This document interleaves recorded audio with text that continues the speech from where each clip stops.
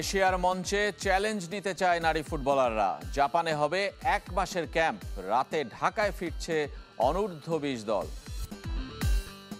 দীর্ঘদিন পর জাতীয় স্টেডিয়ামে ক্লাব ফুটবলের উন্মাদনা। এএফসি চ্যালেঞ্জ লিগে কাল মুরাসের মুখোমুখি আবাহনী। কোটি কোটি টাকা দেনার পরও সামির কাদেরের কাঠগড়ায় বিসিবি। তবুও বিপিএলে থাকতে চায় বিতর্কিত চিটাগাং কিংস। এশিয়ার মঞ্চে বাংলাদেশের 2 নারী দল। আনন্দে ভাসছেন ফুটবলার থেকে কোচ সবাই। তাতে সাবেক আর বর্তমানের কোনো বিভেদ নেই। অধিনায়ক আফিদার কণ্ঠে ভালো লাগার সঙ্গে সামনের চ্যালেঞ্জ নেয়ার প্রত্যয়। নারী দলের জন্য জাপানে 1 মাসের ক্যাম্প নিশ্চিত হয়েছে। বাংলাদেশের ক্রীড়াঙ্গনে বিপ্লব এনেছে নারী ফুটবলাররা। 1 দশক আগেও যারা ছিলেন ব্রাত্য, তারাই এখন আইডল। সাবিনা কৃষ্ণাদের হাত ধরে শুরু, এখন সেই ব্যাটন হাতে এগিয়ে চলেছেন আফিদা, ঋতুপর্ণারা। জাতীয় দল থেকে বয়সভিত্তিক রাজত্ব বাংলাদেশের মেয়েদের। 1 মাসের ব্যবধানে 2 এশিয়ান কাপের টিকিট পেল বাংলাদেশ। প্রথম আর স্মৃতিময়, তাই অবস্থান ভুলে সবার কাছে এমন কৃতিত্ব অর্জনের। ভালোই লাগতেছে, পরপর 2 বারই এফসি খেলছি, এফসিতেই কোয়ালিফাই করতে পারছি।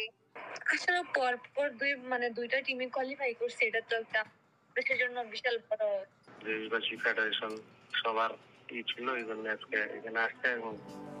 দেশে ফেরার আগে ভিয়েতনামের বিমানবন্দর থেকে অধিনায়ক আফিদা জানিয়েছেন অর্জনের সঙ্গে চ্যালেঞ্জটাও বড়। এখন আমাদের যে ঘাটতিগুলো আছে আমরা তো বুঝছি যে ওদের সাথে খেলে ম্যাচ শেষে সবাই একটু মন খারাপ করছিল, পরে যখন আবার আমরা সংবাদটা শুনলাম পরে সবাই খুশি হয়েছে। দলের সঙ্গে না থেকেও মেয়েদের এমন অর্জনে আপ্লুত সাবেক কোচ ছোটন ও ফুটবলার সানজিদা। কঠিন দিনগুলোর কথা মনে করেছেন তারা। 14-15 বছর একসাথে ছিলাম, আর এটা তো অবশ্যই। আর এই জন্যই তো আপনার আমাদের কম কথা শুনতে হয় না যে মহিলা একটা ফুটবল, এটা আবার হলো খেলা, কিন্তু আজকে তারাই হলো আপনার বিশ্বকাপের তার প্রান্তে চলে গেছে। আমরা তো জানি আমরা কি পরিমাণে হার্ড ওয়ার্ক করছি, মানে আমাদের এখন সফলতা আসার পথে, মানে আমরা যা আগে করে আসছি বা এখনো আমরা করতেছি, তখন পরিশ্রম করে, পরিশ্রমেরই কখনো বৃথা যায় না, সে এক সময় পাবেই। নারী ফুটবলে বিপ্লব এসেছে, বেড়েছে ফেডারেশনের দায়িত্ব। এশিয়ান কাপের আগে জাপানে 1 মাসের ক্যাম্প নিশ্চিত হয়েছে, তবে এখনও নিশ্চিত নয় প্রস্তুতি ম্যাচ। অনূর্ধ্ব-20 দলকেও বিদেশে পাঠানোর চেষ্টা চলছে। ট্রেনিং যেহেতু আমরা বলেছিলাম যে আমরা সিনিয়র টিমের জন্য ট্রেনিংটা চেয়েছিলাম, আজকে আমি আবার মেল করেছি জাপানকে যে সিনিয়র জুনিয়র বোথ আমাদের যেহেতু এজ লেভেলটাও কোয়ালিফাই করেছে, আমরা 2টাই অ্যাট এ টাইম করতে চাচ্ছি। তো আশা করি সেটাও হয়ে যাবে জাপানে। এত অর্জনের মাঝেও সামাজিক মাধ্যমে মেয়েদের নিয়ে কটাক্ষে কষ্ট পান নারী উইং চেয়ারম্যান। যারা সোশ্যাল মিডিয়াতে লিখেন তাদেরকে বলতে চাই যে অনেকেই বলেন যে আমরা এখানে কি পাঙ্গাস মাছ খাওয়াই, আমাদের এখানে পাঙ্গাস মাছ একদিনও খাওয়ানো হয় না। শফিউদ্দিন শাওন, চ্যানেল 24, ঢাকা। কাল এফসি চ্যালেঞ্জ লিগের প্লে অফে নামছে আবাহনী। গ্রুপ পর্বে যেতে পেরোতে হবে কিরগিজস্তানের ক্লাব মুরাস ইউনাইটেডের বাধা। সোমবার প্রতিপক্ষ ম্যাচ ভেন্যুতে অনুশীলন করলেও আকাশী নীলরা প্রস্তুতি সেরেছে ধানমন্ডিতে। দুদলই জয়ের জন্য আত্মবিশ্বাসী। জাতীয় স্টেডিয়ামে এই ম্যাচ শুরু হবে বিকাল 5টায়।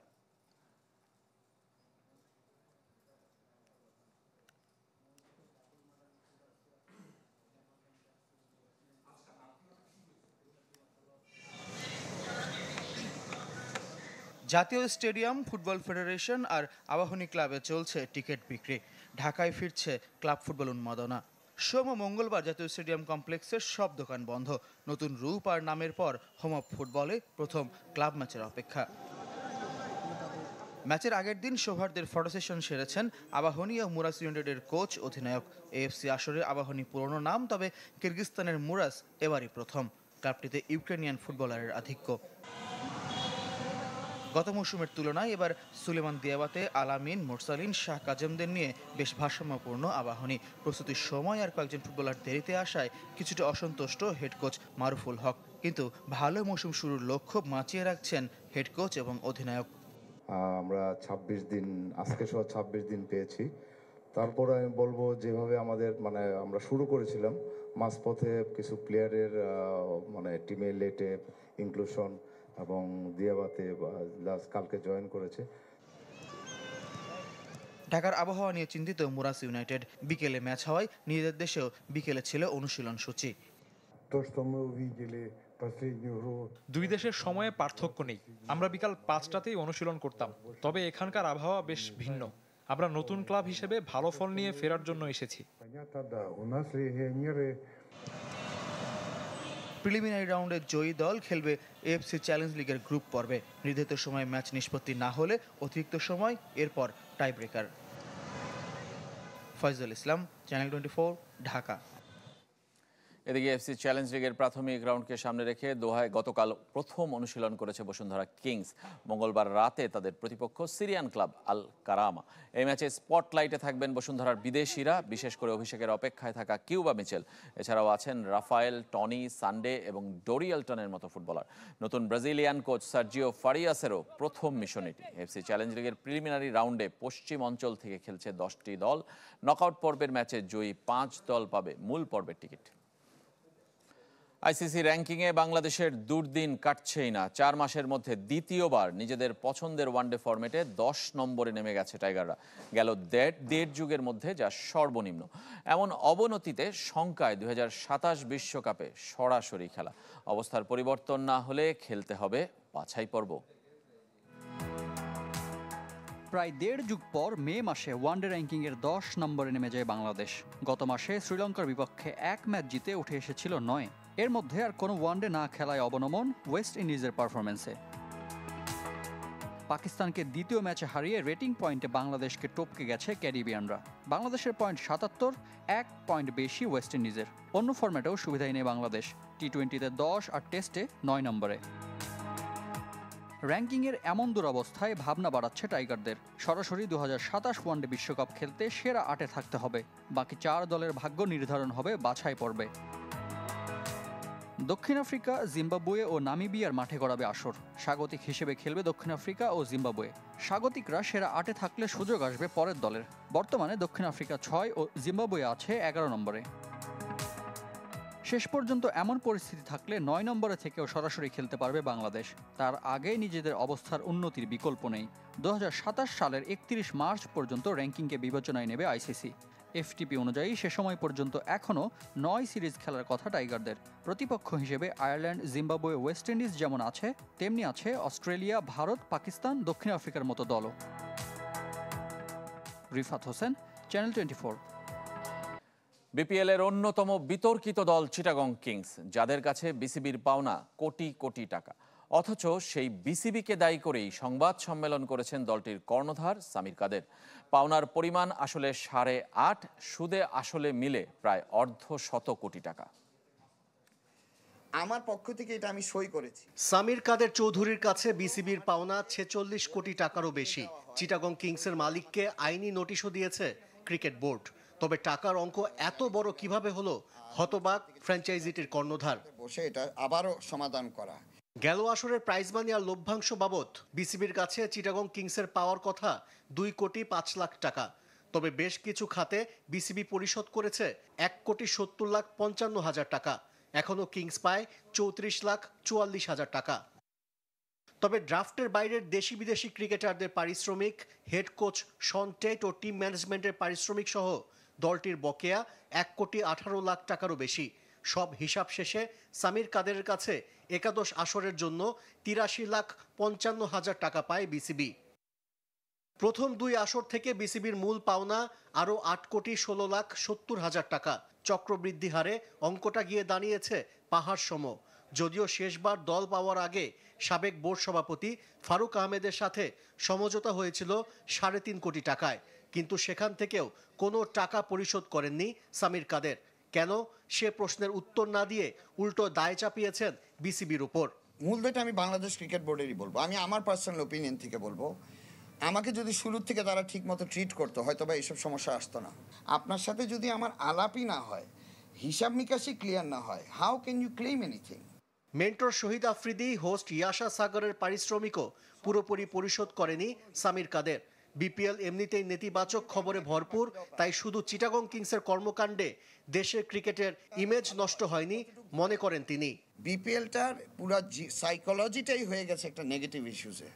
সব নেগেটিভগুলো আর সমস্যা আমারও যে ভুল নেই এটাও আমি বলছি না, ভুল থাকতেই পারে, আমারও থাকবে, আপনারও থাকবে, সবারই থাকতে পারে, তো আমাদেরও ওভাবে চলতে হবে। এত বিতর্কের পরও বিপিএলে আবারও অংশ নিতে চায় চিটাগং কিংস, তবে 1000 কোটি টাকা না থাকলে কোনো ফ্র্যাঞ্চাইজির মালিক না হবার পরামর্শ সামির কাদেরের। আমি তো মনে করি যাদের 100-200 কেন, যাদের 1000 কোটি টাকা আছে তাদের আসা উচিত।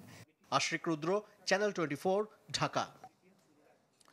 শুরু হলো নারী টি-20 বিশ্বকাপের 50 দিনের কাউন্টডাউন। গতকাল ভারতের মুম্বাইয়ে বসেছিল তারার মেলা। আইসিসি সভাপতি জয় শাহ ক্ষণগণনার উদ্বোধন করেন।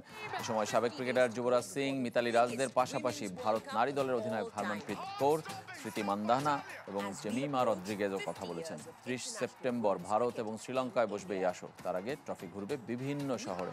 আয়োজক শহরগুলোর বিভিন্ন স্কুলকে প্রাধান্য দেওয়া হবে। Cricket will also be in the house as Mithali Raj and Yuvraj Singh join us to talk all things Cricket World Cup.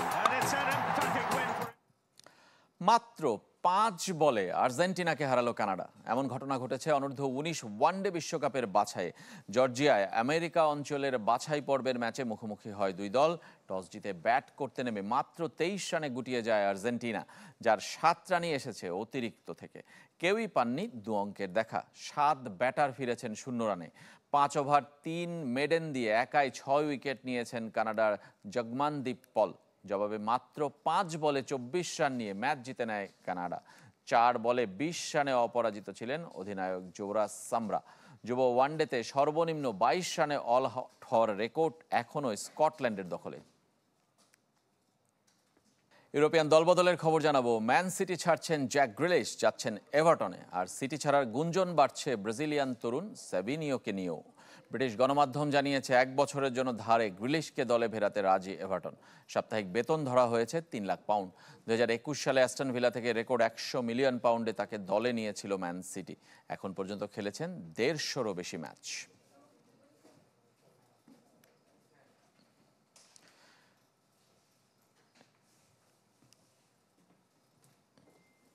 এদিকে সিটির আরেক ফুটবলার সেভিনিওকে পেতে আগ্রহী টটেনহ্যাম, যদিও এই মুহূর্তে ব্রাজিলিয়ান সেন্সেশনকে বিক্রি করতে চায় না সিটিজেন্স। তবে সন হিউং-মিনের অভাব পূরণে তাকে পেতে মোরিয়া স্পার্স 50 মিলিয়ন পাউন্ডেরও বেশি খরচ করতে রাজি।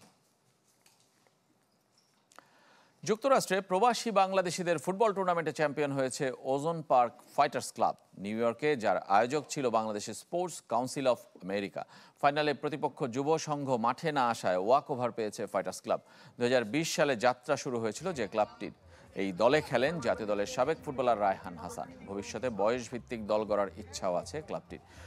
ফাইনাল শেষে পুরস্কার তুলে দেন বাংলাদেশ সোসাইটির সভাপতি আতাউর রহমান সেলিম। বাংলাদেশের স্পোর্টস কাউন্সিল অফ আমেরিকা সভাপতি দুলাল মিয়া এনাম এবং সাধারণ সম্পাদক খায়রুল ইসলাম খোকন উপস্থিত ছিলেন। আমি খুবই আনন্দ বাংলাদেশের ফুটবল খেলার পরে এখানে আসার পরে যে একটা ফুটবলে এত সুন্দর একটা পরিবেশ তারা তৈরি করেছে, তাদেরকে অনেক অভিনন্দন। প্লাস আজকে আমাদের টিম ফাইটার্স ক্লাব, এই ক্লাবটা 5 বছর ধরে যাবত যাত্রা তাদের। তো গত বছর ফাইনালিস্ট ছিল, এবার আল্লাহর রহমতে আমরা চ্যাম্পিয়ন। এই ছিল কুল স্পোর্টস 24-এর এখনকার আয়োজনে। খেলা সব আপডেট আর রিপোর্টগুলো দেখতে ভিজিট করুন আমাদের ওয়েবসাইট এবং ফেসবুক পেজ facebook.com/sports24 team। ধন্যবাদ সবাইকে সঙ্গে থাকার জন্য।